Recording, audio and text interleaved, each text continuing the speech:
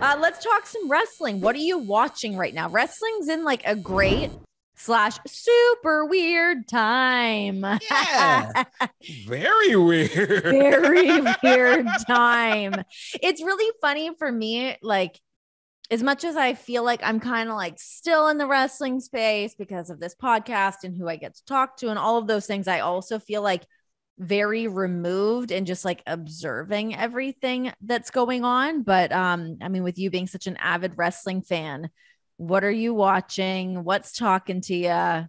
Give me the Ron Funches scoop. Well, I mean, to be honest with you, not much, Renee. Not much is talking to me. Yeah. They seem to like get started, and then unfortunate thing with the CM Punk injury, because I kind of feel like that was gonna be really fun to see how that could build up and how that would go, and then you got just basically injuries around the board. So many. I enjoyed the New Japan Dominion show. I'm a big fan of Jay White and Tama Tonga. Yeah. Human beings. I love both of them. Mm-hmm. People, I did the Bullet Club block party like years ago, and again, not that many people, some people knew where it was, a lot of people did, and they treated me and my wife, who was my girlfriend at the time, they treated us with so much love and so much respect that I've always been just a big fan of Tama and Jay. And to see Jay kind of come into his own and really like, I think he's one of the top 3 wrestlers today right now. He's really great. Who else are those other 2?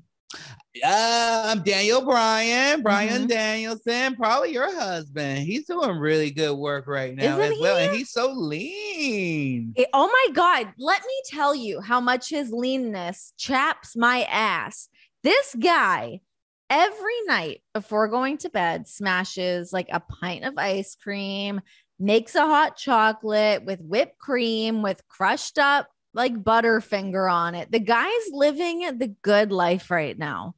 And just maintains this leanness. I totally understand that, Renee, because on the show I work with this guy Joe Kim Booster, who is basically a male model turned comedian. He was already a comedian, but he could just be a male. I think he is a model. That's not fair. You can't be like that's like, you got to pick a lane. You can't have it all. You can't have it all. And yet he does. Yeah, he managed to do so. Got like eight pack abs and just this chiseled body. And then like I'm on set with him, and this dude is just eating donuts, eating nachos at the premiere last night. He's just housing pizza. And I'm like, if I even look in the direction of one of these things, I'm gonna put on 5 pounds.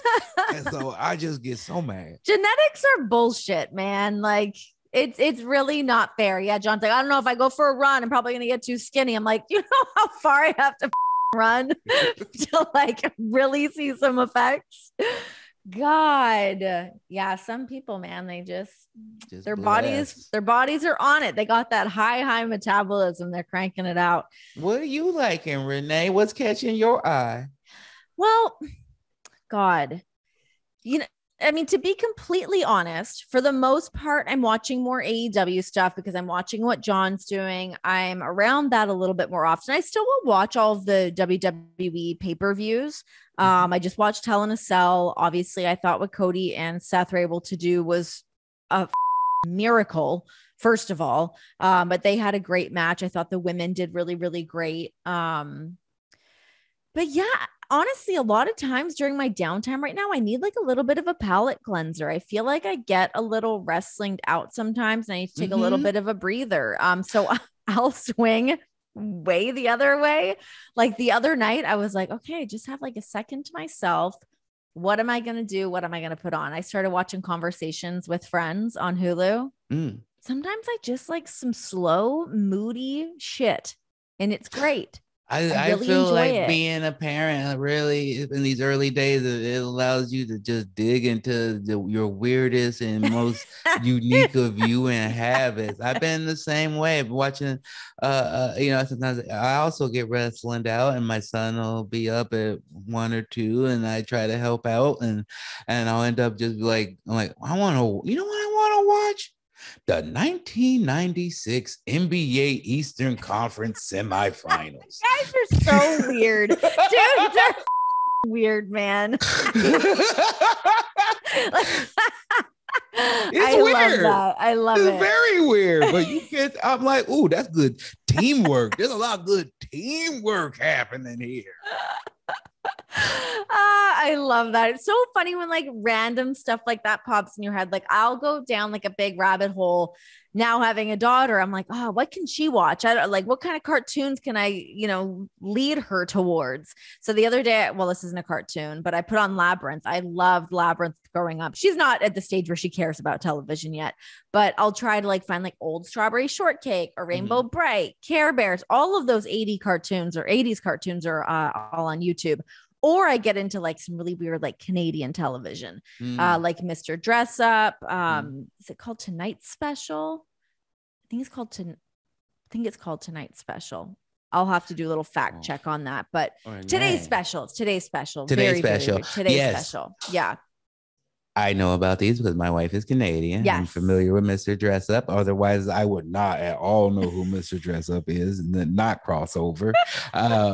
He's like the kind of more like a little more beat down Mr. Rogers. I heard he had a lot of buttons. Were there a lot of buttons? A lot of buttons. A lot of buttons with him. Here's my question to you. Are you familiar with a little clothing website called Retro Kid? No. Oh, you might love this because you're Canadian. Because this is bad. Is created by this gentleman named Eric, who I love. He's actually Bugs Bunny now, and many other creatures and animals. Puss in Boots. He's a lot of things. He's God. One of my voiceover mentors. I love him very much. Wow. But he's also super Canadian, and he made this company where they have all these great crew necks and buttons up. They get to work with some great like national brand. They did an Inspector Gadget run that was really enjoyable, but what they specialize in is you could probably right now go purchase yourself a Mr. Dress Up hoodie if you want to. My wife has one. She wears it all the time. Going to I actually just stumbled upon, because I'm that sucker that falls for every Instagram ad, but I found this website that had this like really great old school ET sweatshirt that I bought. I also got a Bart Simpson baseball tee, and I got like a Care Bears denim jacket, which I don't think I needed, but we'll see what happens. Maybe my daughter will be amused by it at some point. You talking strictly mainstream cartoons, but I'm telling you, this company, you want to go off the they just put out a drop on Heinz ketchup chips. Shut the up. If you wanted yourself a Heinz ketchup chip hoodie, you could be wearing that. Oh no, this is dangerous. I'm literally, as soon as we jump off, I'm going to be like, I'm going to be ransacking that website 100%. Oh my God. So great. Let's talk a little commentary for you. Do you ever plan on jumping back on commentary? I know it's something that you were doing with GCW for a little while. Is that something you want to do again? Possibly. I can't really see myself doing that consistently just because it's with the GCW and the LA fight shows that we're doing. They're like weekly shows, and I got my career is going well, so I can't really do that for no money. You can't have all these little passion projects. What I am doing, Renee, I can't really get into too much detail because we don't have a drop date or anything, is that I'm starting a pro wrestling podcast with our good friends at Spotify. And it's basically going to be me. It's going to be kind of character based. Basically, imagine if we took the world of First Take and Stephen A. Smith and applied it all strictly to professional wrestling. Oh my God. Who else are you doing it with? Can you say? I'm putting together a team as we speak. I was hoping you could come by and do some debates. I would love to, please. I would love to be a part of that. That's amazing. It's going to be a fun time. I love it. And I love a place that's going to give me money to just practice, to just do weird stuff and see if it fails or not. I'm excited. That's great. Things are coming up Funches right now. Yeah. It's working out. That's great. Oh my God.